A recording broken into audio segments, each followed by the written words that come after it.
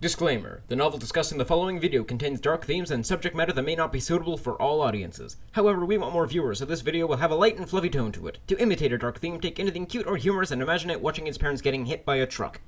Enjoy the video.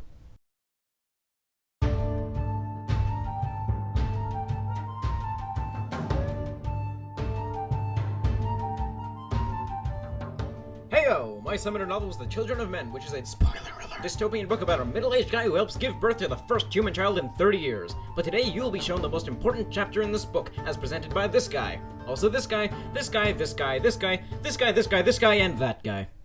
We don't talk about that guy. First, a quick plot summary to get you up to speed. 1995 dubbed Year Omega, when humanity spontaneously and simultaneously becomes infertile. Whether this is the wrath of God or some biological anomaly is unimportant, as the main point is that babies are no longer being made! We are in England, it is 2020, and our protagonist Theodore Farron, you can call him Theo, is a middle-aged Oxford history professor who mainly teaches the Omegas, who are the youngest of the population, between 25 and 30 years old. About a third of the way through the book, he meets up with a group of 5 people called the Five Fishes, who all want the government to change, and Theo, the cousin of the ruler of Great Britain, is just the guy to help him.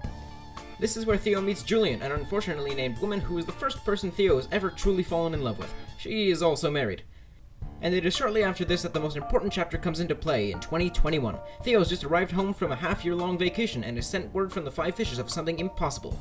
Julian is pregnant. Now, on with the important chapter itself, which will be dubbed Chapter Alpha. Chapter Alpha is key in setting up the rising action, which is where Theo agrees to help the Five Fishes take Julian to a remote area to deliver her baby in peace and relative safety. This itself is an important part because not only do we learn the identity of the father, which I won't spoil, but in these chapters 3 of the Five Fishes are separated from the rest in some way or another. Theo learns about himself and the government his cousin controls, and this only presses him further to complete the objective.